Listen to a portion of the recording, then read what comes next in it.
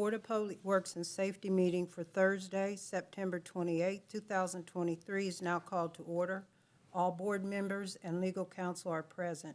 First, we'll have approval of our minutes from September 21st, 2023. Make a motion to approve the minutes from the meeting on September 21st, 2023. Second. Motion has been properly made and seconded. All in favor signify by saying aye. Aye. Opposed? Motion carried. Claims for payment for September 29, 2023 is in the amount of $462,372.24. Make a motion to approve the claims for payment for September 29th, 2023 in the amount of $462,372.24. Second. Motion has been properly made and seconded. All in favor signify by saying aye. Aye. Opposed? Motion carried. Next, we have a payroll, pension payroll for September 29th, 2023 in the amount of $262,867.12.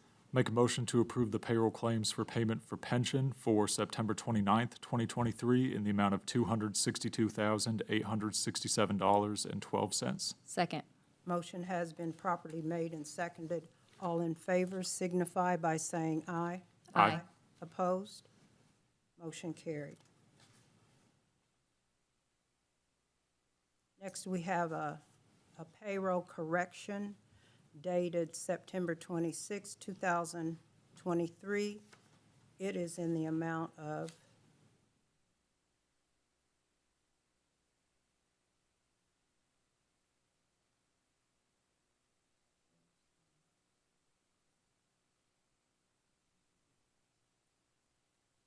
$1,826.80.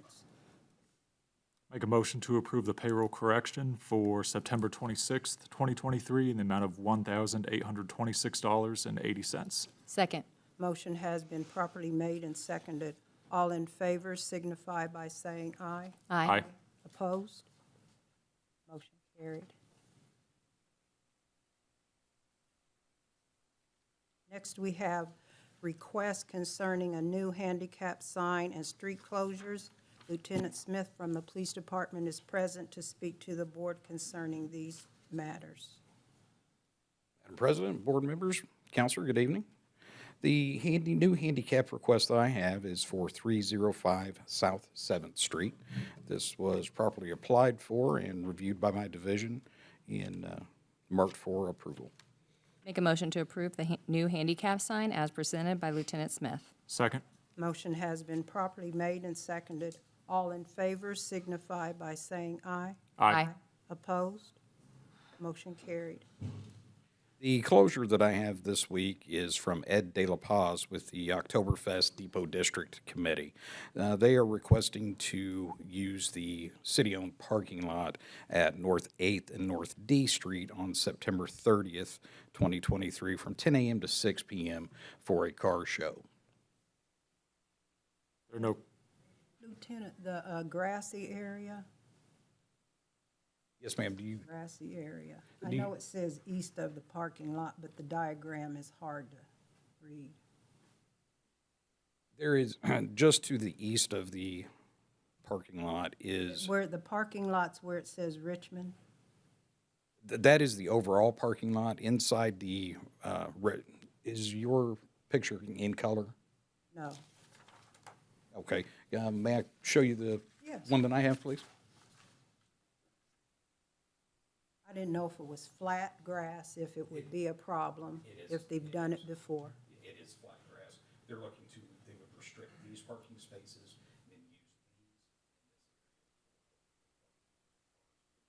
these. Okay, so where you've got this is where we're talking about parking. Okay, I couldn't tell that from here. Thank you. There are no further questions. I'll make a motion to approve the street closure for the Oktoberfest and Depot District Committee on September 30th, 2023, as presented by Lieutenant Smith. Second. Motion has been properly made and seconded. All in favor signify by saying aye. Aye. Opposed? Motion carried. Thank you. That's all I have. Thank you. Thank you. Next, we have a request to approve contract number 160-2023, Mikesell Excavating. We have Cedric James of Code Enforcement present to speak to the board concerning this contract. Good afternoon. Board members, attached we'll find contract 160-2023. Two bids were unsealed, one by Mikesell Excavating, which was the winning bid for $12,100, and the other one was for B&B. I'm asking that contract 160-2023 be approved for the sum of $12,100 for Mikesell Excavating for the demolition of the house located at 101 Lincoln Street. I'd just like to say for the record, the B&B construction was $14,900. Is that right? I apologize, yes. That's fine. I'll make a motion to approve contract number 160, 2023 with Mikesell Excavating, Inc., an amount not to exceed $12,100. Second. Motion has been properly made and seconded. All in favor signify by saying aye. Aye. Opposed? Motion carried. Thank you for that. And contract number 161-2023, Red Dog Enterprises. Attached, you will find contract 161-2023. 4 requests for bids were sent out, and the same were received. Red Dog Enterprises was the winning bid for $1,200. 2 were unresponsive, and 1 were declined, so we only had 1 bid received. I asked that contract 161-2023 be approved for the sum of $1,200 for Red Dog Enterprises for the emergency cleanup located at 128 Richmond Avenue. Make a motion to approve contract number 161, 2023 with Red Dog Enterprises, Inc., as presented by Cedric James. Second. Motion has been properly made and seconded. All in favor signify by saying aye. Aye. Opposed? Motion carried. Thank you. Thank you very much. Next is a request to approve change order number 1 to contract number 121-2023.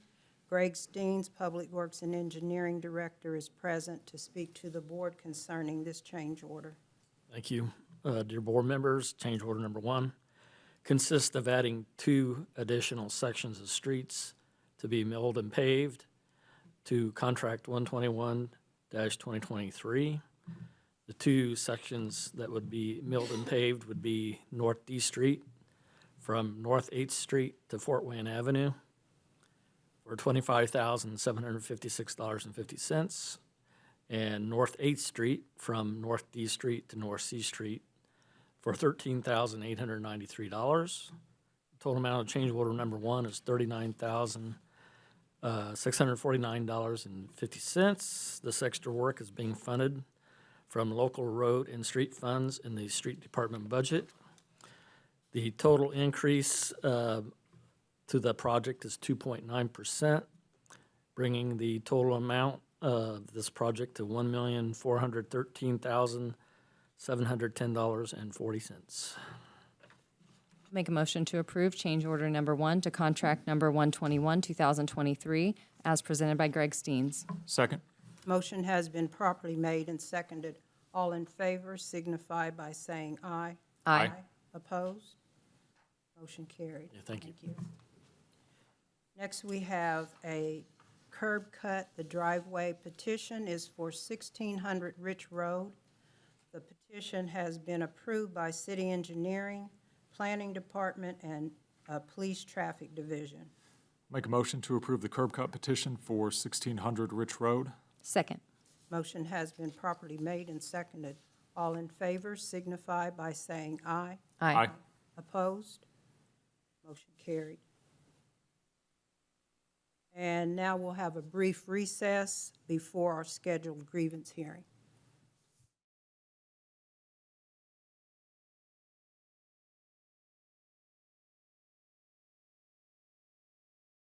Now on the agenda is the hearing of grievance number 1-2023 of the John Henniger Lodge, number 63, Fraternal Order of Police, in connection with the meaning, interpretation, or application of the FOP bargaining agreement and the process of the insurance committee.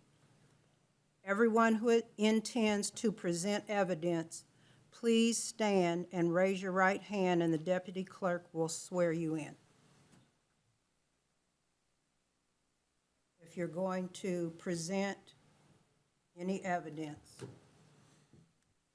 you swear or affirm under the penalties of perjury that the testimony you are about to give will be the truth, the whole truth, and nothing but the truth? Yes.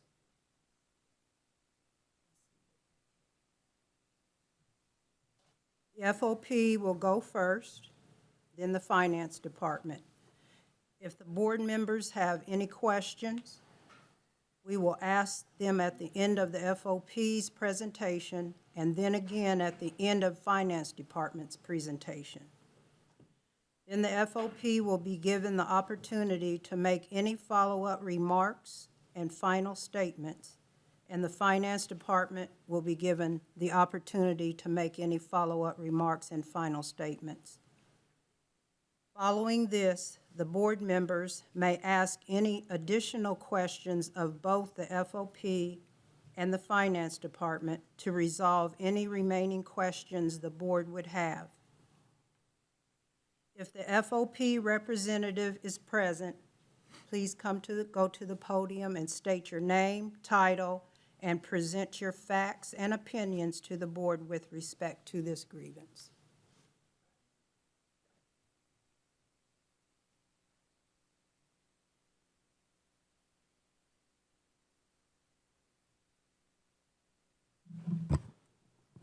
Good evening, President Robinson, members of the board. My name is Matthew Smith. I'm a lieutenant with the Richmond Police Department.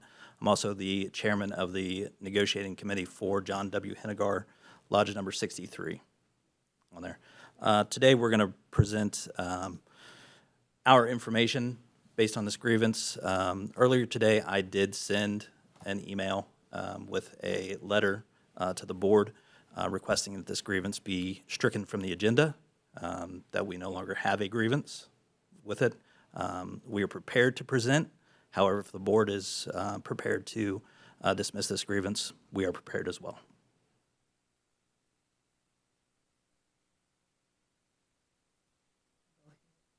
And We are ready to present. Okay, Go ahead and present. fantastic. Earlier this month, a vote was taken by our negotiating committee to include Detective Scott Glover, who is our insurance representative on the Health Insurance Committee. So he is our union rep. He came to our department, gave us the information that was presented to the Health Insurance Committee requiring a vote on benefit changes. And there, we were under the impression that there were 4 options. You guys have been given a color copy of the information that was presented to them from Haran Analytics in there. What that shows is a first option of 8.3% increase with no changes to any other benefits. The next increase, or the option B, includes a change to the formulary for prescription medications, which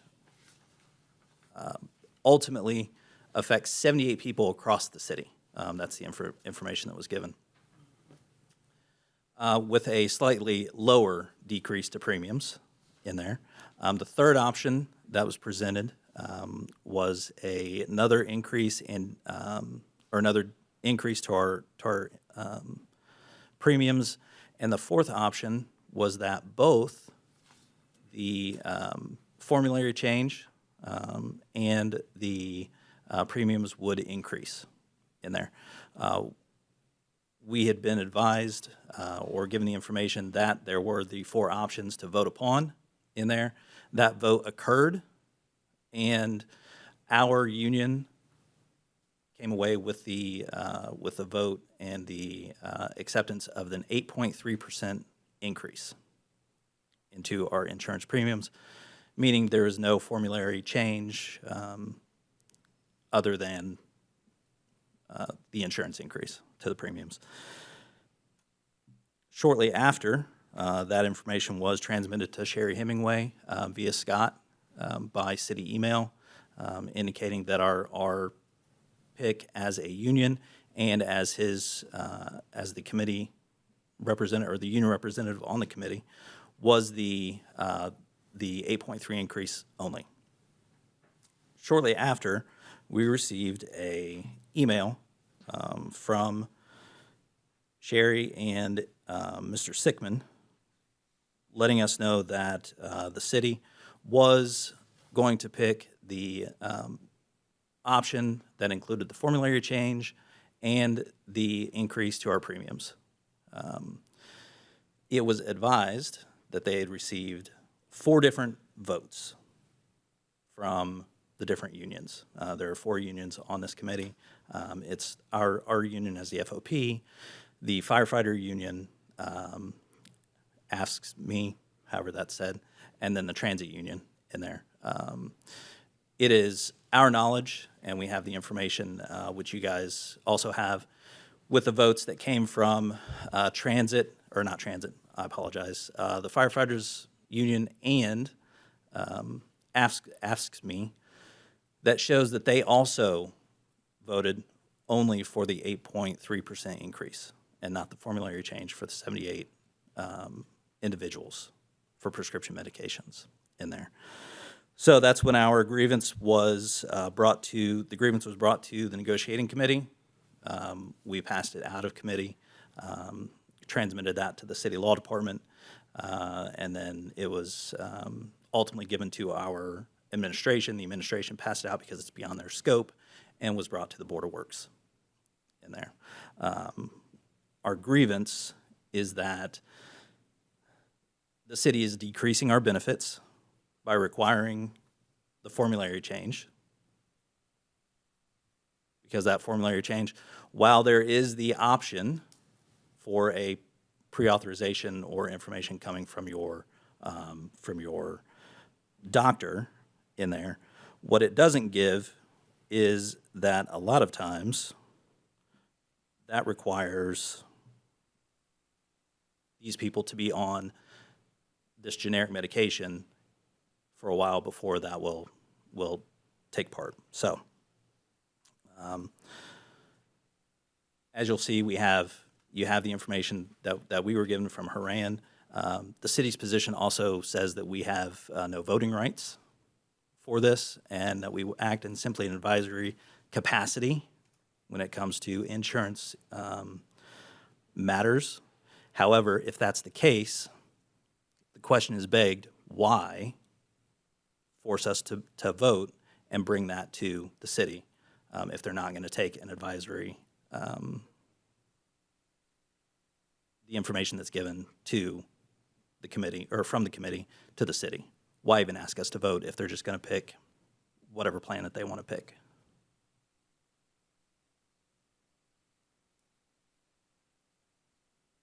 You said that your membership voted the 8.13%. And you conveyed this to Sherry in benefits. How?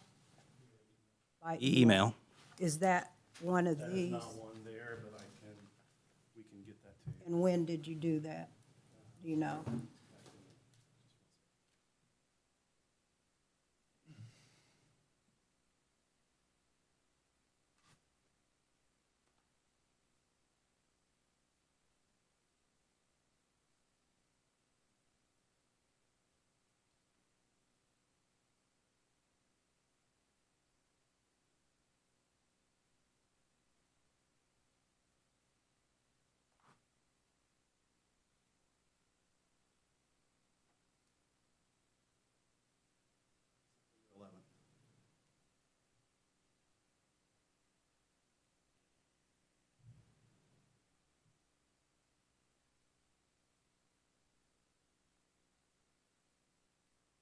Follow up on September 13th. Follow-up? There was another email sent requesting everyone's vote.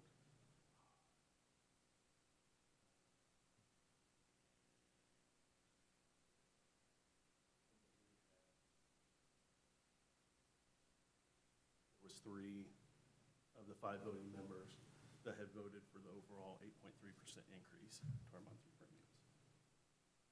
So you took 2 votes? No, ma'am.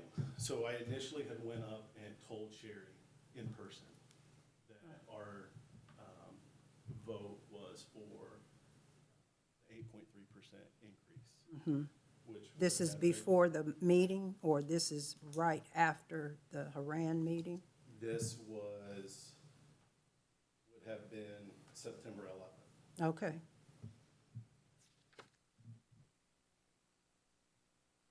This would have occurred after the informational meeting from Haran. Okay. So when it was requested that all the unions take a vote on what their position is. You took a vote, and the results were in the email dated 9/11.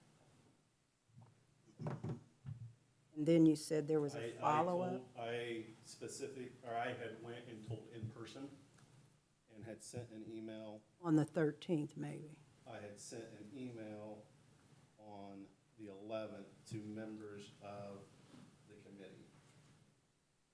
Oh, Notifying them of our vote.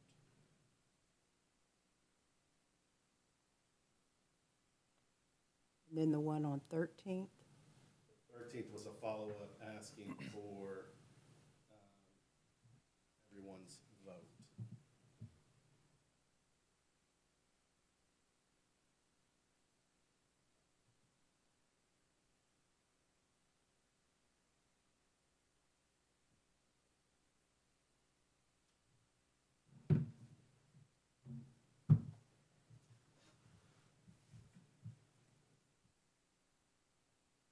Madam President, we would also request that the information sent by Mr. Sickman yesterday and the statements that were included in that from Michael Rittberger and the Haran representative not be taken into consideration, as those folks are not here to certify that they actually wrote those.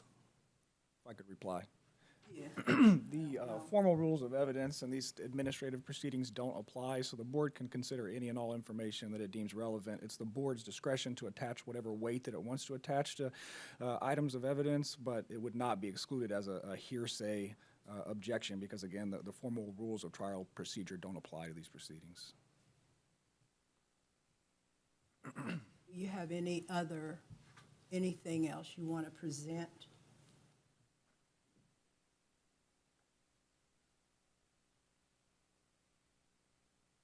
And I want to be clear that your grievance is that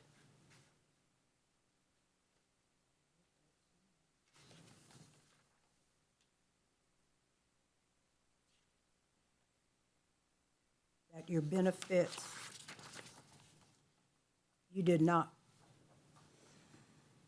that your benefits are being reduced and you wanted option number 1. It was your understanding that there were 4 options on the table. That is correct. And it's your understanding that the other options offered concerning all the other 3 are benefit reductions?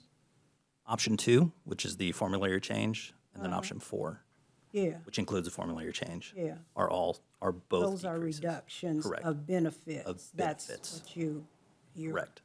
saying. That is correct. Okay. Our union is willing to pay more in premium, as evidenced by our vote for to accept an 8.3% increase versus losing benefits of a formulary change.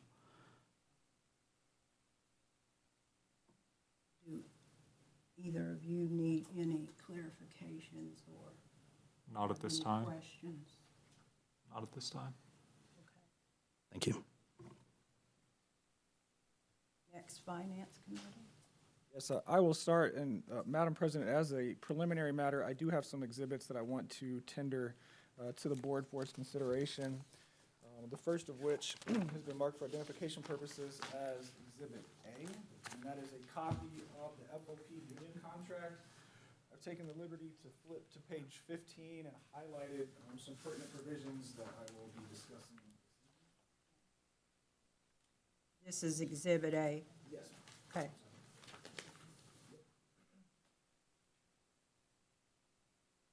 Exhibit B is the letter that you were just addressing, or one of the letters from Tracy McGinnis, and that is marked as Exhibit B.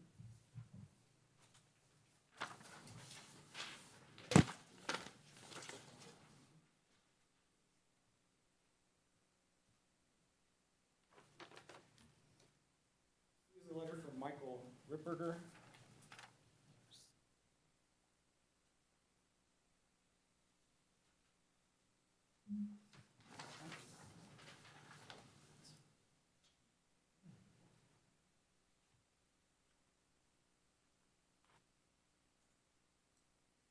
D is a list of the formulary changes that was just discussed on the FOP's direct and will be further discussed in the administration's response.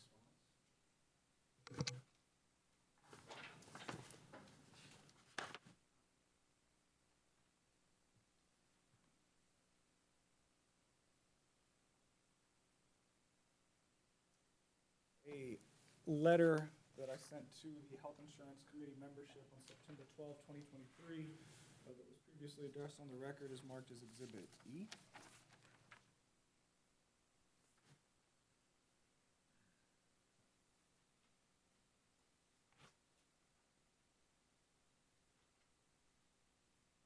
And lastly, the union did make reference to the fact that there was an email sent earlier today wherein there was a request to withdraw the grievance. I did not have time to make copies of that exhibit, but since that was addressed on the record by the union, I went ahead and marked that as Exhibit F. And so I'll pass this up for consideration. If we could give that back to the clerk at the end for the record. I Okay. appreciate it. Okay. And I can always make copies. Yeah, after the yeah. emails.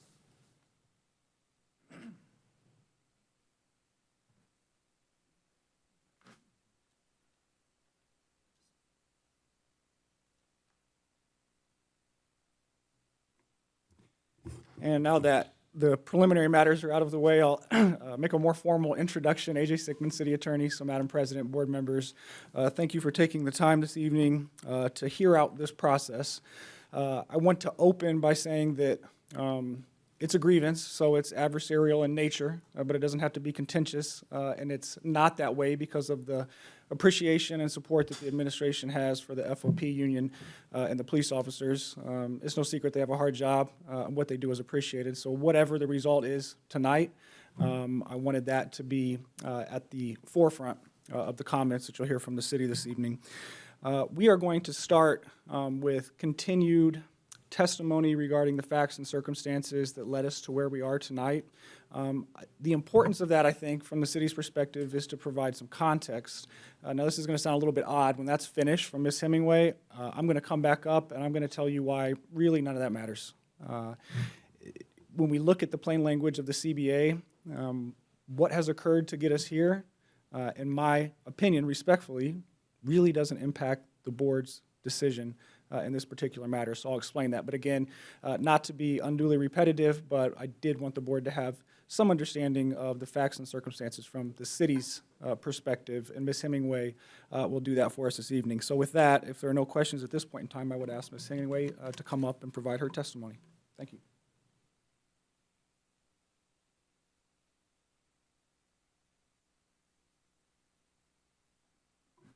Good evening, board members. Sherry Hemingway, Payroll and Benefits Administrator. So I just want to explain the city's plan to you. I know I'm short, sorry. So the city of Richmond offers a very generous health insurance plan to all eligible full-time employees. We offer 3 plan options. Plan A is a PPO plan with $400 single, $800 family deductible. Plan B is a $1,000 single, $2,000 family deductible. Plan C is a high deductible plan with a $3,000 single, $6,000 family deductible. In addition to that, at no cost to all members, vision and dental insurance is included. And the city also offers many options with no copays, such as imaging, durable medical equipment, maintenance, lab work, and maintenance medications. So all of these things we can offer because we have a self-funded plan. Self-funded plans means that it's not an insurance company paying for claims. It is the city of Richmond paying for the claims. So the way we come about that is our brokers take current claims, previous year's claims, and the costs, the set costs like administrative costs and stop-loss insurance with market trends. They factor all that together to come up with what they expect the cost to claims to cost in the next year. So we are currently looking at an 8.3% increase. Now, to fund those claims, now that we know how much we need to anticipate for next year, we are contractually obligated by all 4 unions that we cannot charge employees more than 20% of the cost for their premiums, and then the city picks up the other 8%. We also have many retirees that if they have at least 20 years of service and are 55 for civilians or just 20 years of service for police and fire members, remain on the plan for $1 a year and their spouses until each turns 65. So lots of bodies on the plan that have to be covered and factored into this cost. So with the state of the current market, everything in the world is going up in cost right now. Medical costs are no exception to that. So the city we're set to trend, we're trending to increase by 8.3% in 2024. We went up by 16.4% for 2023 and 5.4% in 2022. It's over 30% rise in cost to the plan in just 3 years. So we have to find ways to cut costs to this plan to be fiscally responsible. So we reached out to our brokers at Haran and to our pharmacy benefit manager, OptumRx, to find ways to try to control costs while still providing the same level of care for all of our members. So Optum came in with the biggest savings that we could get with this formulary change that they have discussed. We are currently using what they call their select formulary, and research has shown from just talking to Haran and Optum and all their other clients that they take care of, rarely anybody uses this formulary because the costs are so high to the employers. So they are offering us a premium formulary. And a formulary is simply a list of drugs that are covered by the plan. And I believe you have an exhibit that shows the 78 medications and the members that would be affected. The medications that they're currently taking that are on that list that will be impacted, there are more cost-effective options available. And so the formulary change would force those 78 members to move to the more cost-effective option. If they have already used the cheaper alternative in the past, or if they move to it and it does not react well with their bodies, then there is a physician's authorization process that they can go through to remain on the medication that they're currently on or go back to it if they did switch off of it. So it's not taking it away from them at all. It's just forcing them to a more cost-effective option. So on August 21st, we held a meeting with the insurance committee, and we discussed the options that Haran and RX brought back to us. And they were given option A, which was the formulary change. Option B was a deductible increase. So if we do the formulary change, that caps that 8.3% down to just 3.1%, which is a good savings. That's $417,000 savings for a year just by making that simple change. The deductible increase, we are already required by the IRS to increase the high deductible plan from $3,000, $6,000 to $3,200, $6,400. This is the bottom threshold that you can have, and it still be considered a high deductible plan, and you can legally manage a health savings account at that level. So if we want to continue our HSAs, we have to make that increase. So it only made sense to look at the deductibles of the other 2 plans at the same time. So they proposed that if we change Plan A, the PPO plan, from $400, $800 to $800, $1,600, and Plan B from $1,000, $2,000 to $1,500, $3,000, no changes to out-of-pocket maxes are coming at all. That could cap the plan at a 7% increase instead of 8.3%.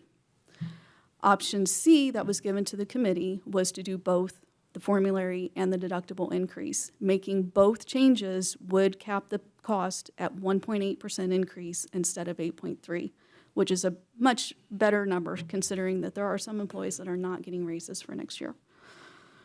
So we discussed these options and requested that the unions go back because we just wanted to get some feedback on how their employees felt so that we could take that under advisement.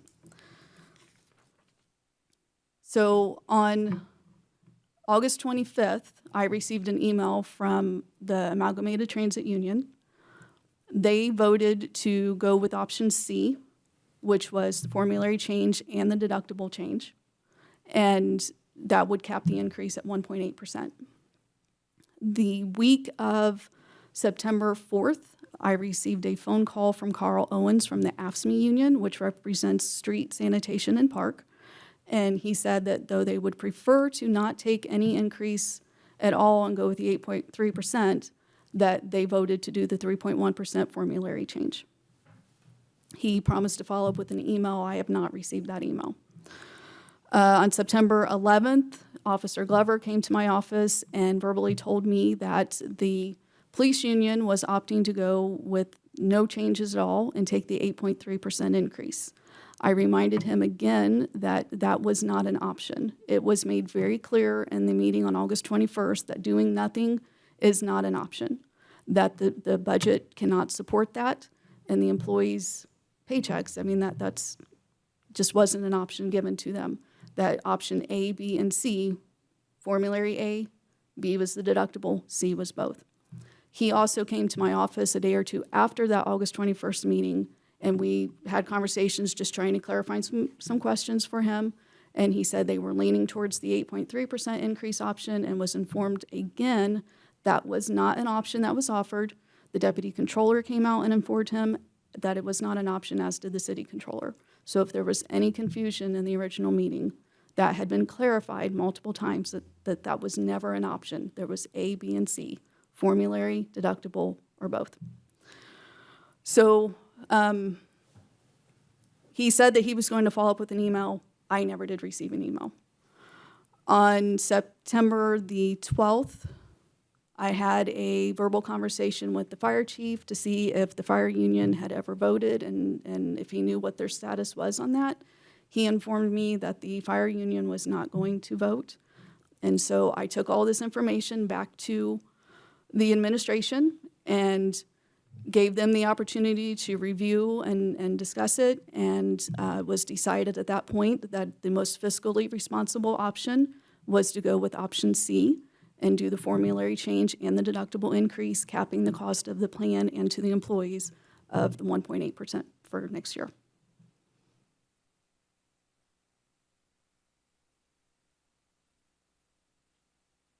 So the 8.3 was presented by Haran. From their standpoint, you had 4 options, but from the city standpoint, there's only 3. Right. They presented the 8.3% option as what happens if no changes were made. Right. And the city, looking at the budget and financially, we know that we can't support that. And so we gave the committee the 3 options, not 4. And it is said, I believe in the minutes to the meeting, there were 4 slides, and I was very hesitant to pass out the slide that showed the 8.3% because I was afraid that it would be misconstrued to be an option. I said that in the meeting. And it says that it's option 1, option 2, option 3, option 4, but the agenda that they sent said that that was where we were trending, and the considerations were formulary, deductible, and That's both. from their standpoint, presenting it to the committee. Correct.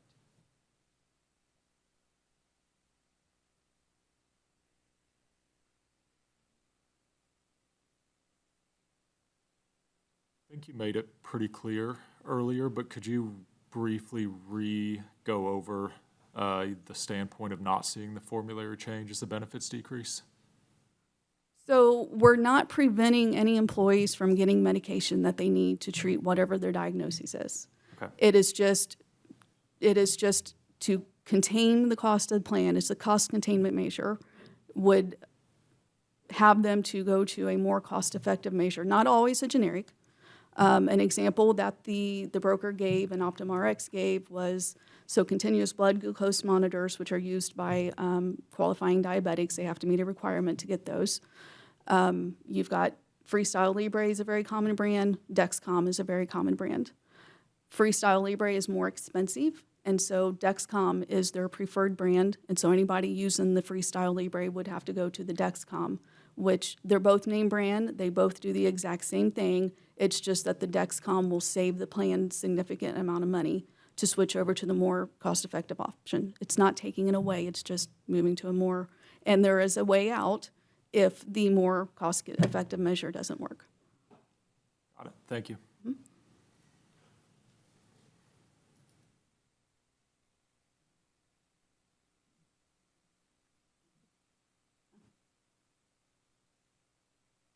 Thank you.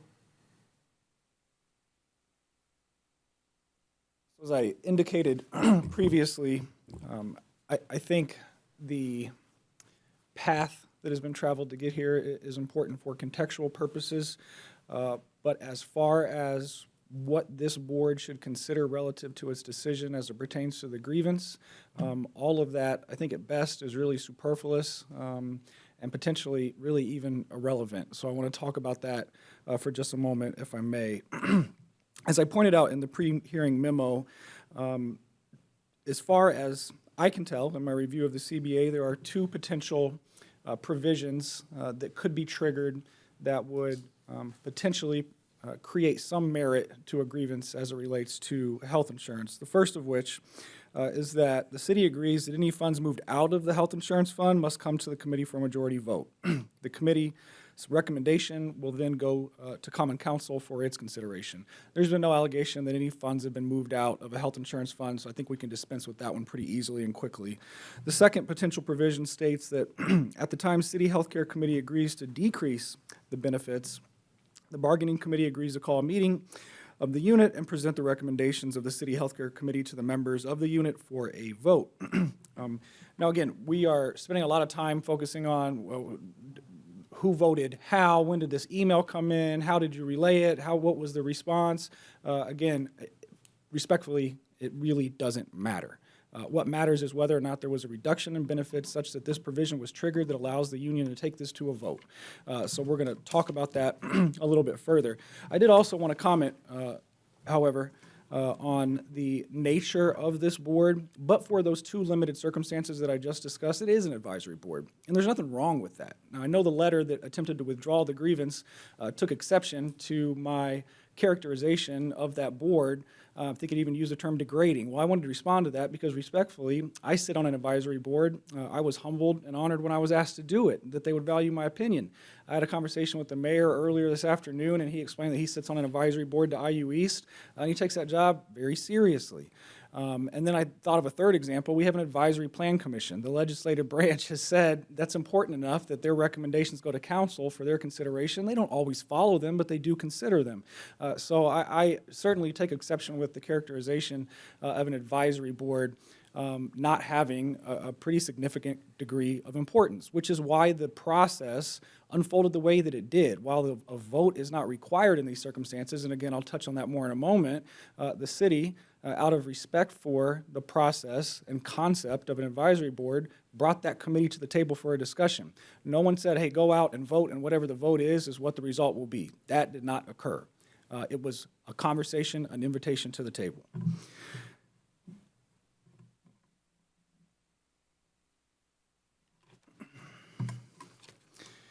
As I indicated, the city is not decreasing benefits, or really anything for that matter. As the cost to provide health care, as Sherry indicated, and as I set forth in my memorandum, so too do premiums. Premiums are going up as a result of the increased cost of health care. I wish it wasn't that way, but we all know that that's the status of health care in the United States at this moment. And so then it becomes incumbent upon the city of Richmond to look at that, analyze it, and figure out how to best provide a very competitive health care plan at a rate that frankly is not breaking the banks of the members of the plan, of city employees and their spouses and families. And so that was the process that was undertaken. I won't rehash that because Sherry did a nice job of explaining that process and how the city arrived at the decision that it did. But I also, as I note, want to just assume for a moment this grievance is accepted. We say the grievance has merit, and so now the union can dictate exactly what the city is going to do relative to how it structures the plan, which in the union's case, as they've indicated, is we just want to pay an 8.3% increase to the premiums, and we're not going to touch formulary. Well, that's what FOP would like to see happen. Now, I know there's some differences about what the other union said. You heard from Sherry. That testimony is different than what you heard from the FOP. But we have different opinions, competing interests, and not every member on the plan is a union member. So if we're to accept that, then we're effectively saying, FOP, you can dictate the terms of a health insurance plan for every single member, whether they're a member of the FOP, AFSCME, firefighters, or transit, or maybe they're not a union member at all and they never got a seat at the table, but now they're going to pay 8.3% more because that's what the union wanted to see. Maybe that's not what they wanted. Maybe they look at this and say, well, first of all, under the contractual language, you don't get a vote in the first place. But even if you did, when I look at the formulary changes, okay, so now I have to look at maybe trying a cheaper alternative. If that doesn't work, my physician does a physician's authorization that says that didn't work for this person, and so we're going to switch them back. That's not a decrease or a reduction in benefits. If anything, it's just a parallel change as a result of increasing cost to health insurance. Also noted, city's already burdened by tax circuit breakers. The city doesn't have the ability just to raise taxes to cover these costs, but even if it could, it's not fiscally responsible to do that, to lay that burden on the back of the taxpayers to say, well, one union said we're going to do it this way, so now we have to raise however many dollars Sherry's talked about, close to $500,000 to cover this change. Lastly, well, again, not lastly, I want to focus in just for a brief more moment on the fact that this isn't a reduction of benefits. If this board finds that there is a reduction in health insurance benefits, then there would need to be a vote, but we have different votes, and frankly, it's such a unique situation, I'm not even sure how that ultimately manifests itself according to procedure, but that's not what we have. As Sherry indicated, it's a formulary change that if it doesn't work, you go right back, and the reason was to keep costs at bay. And lastly, I did want to indicate, and I wasn't going to, but the union indicated on the record that they said, hey, we were comfortable withdrawing this. You have the letter withdrawing it. It was the board's prerogative to decide this case on the merits, which is what is happening right now. But if we are at a procedural state where the union says, we have all these problems with this, but we really don't even want our grievance to go forward, I have a hard time squaring that, and I think that the board should attach weight to that last-minute request.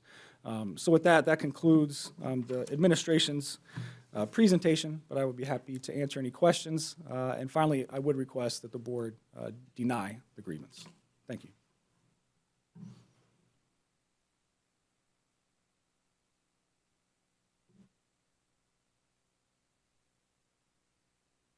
I think with Sherry speaking, it answered some things, not concerns, but clarifications that I had. And that actually the committee is important, but it is like the planning committee. It is advisory. That doesn't mean that that's what's going to happen, but you get an opinion. Your members get an opinion as to, based on the options that were chosen by administration. Correct. Because we don't have money. That's what I'm understanding. Is that correct? That was a very nice summary of the city's position, yes.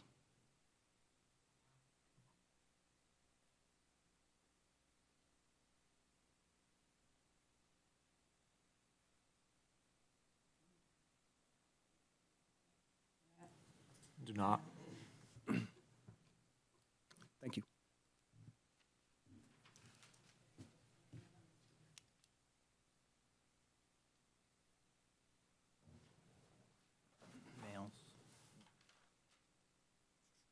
Do you have, does the police department have anything to ask of of Mr. Sigmund. Yes, if you will.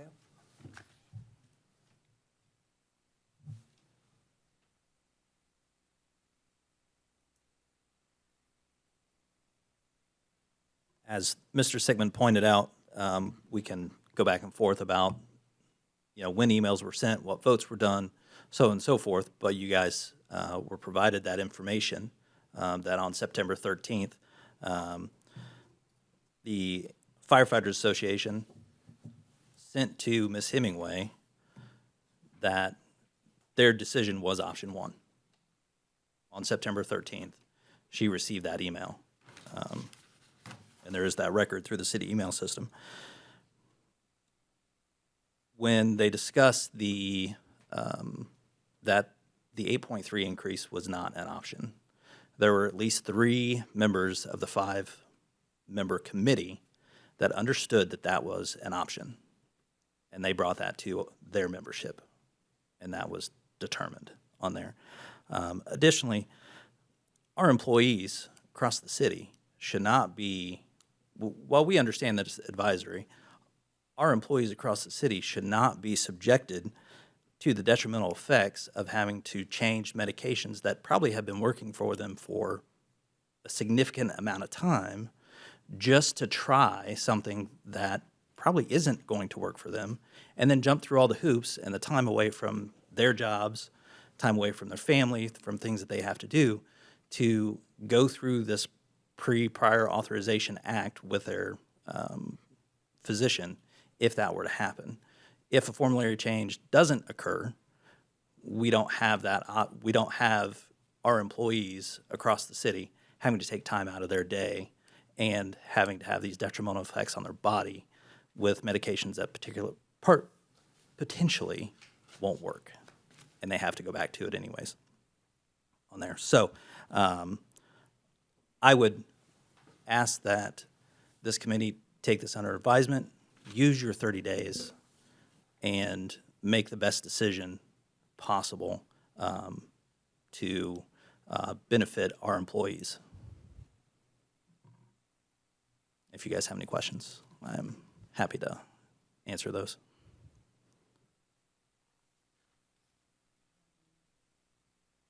I don't have anything either. Thank you.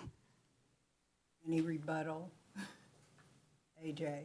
One last bite at the apple? Yes. Nice way to put it.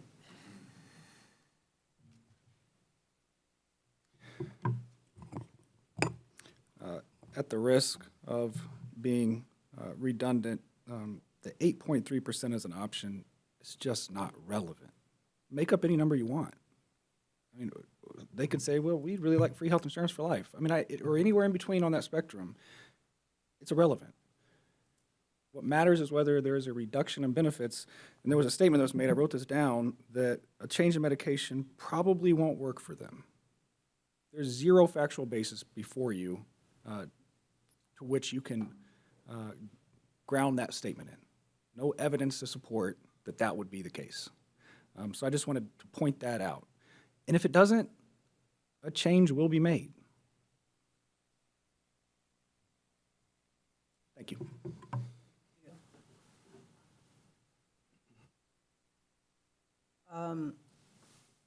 The board must settle this matter on or before 30 days from the date I receive the grievance, which deadline falls on Friday, October 20th.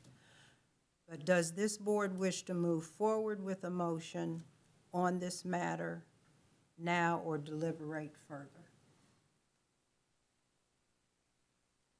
I think I'd be comfortable voting now, but I'm open to taking it under advisement if both of you feel that way. Same for me. So we're saying we're ready to vote now. I think so. Yeah.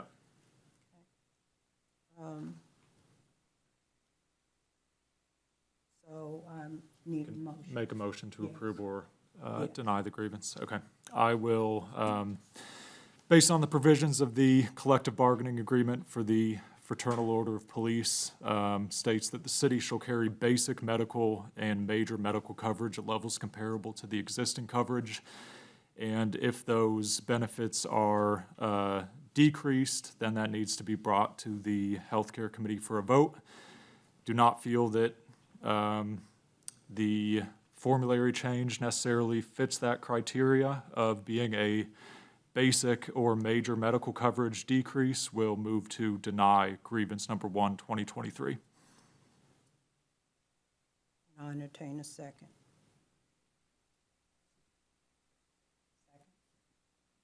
Motion has been properly made and seconded. All those in favor, please signify by saying aye. Aye. Opposed? Motion carried. And we are now adjourned.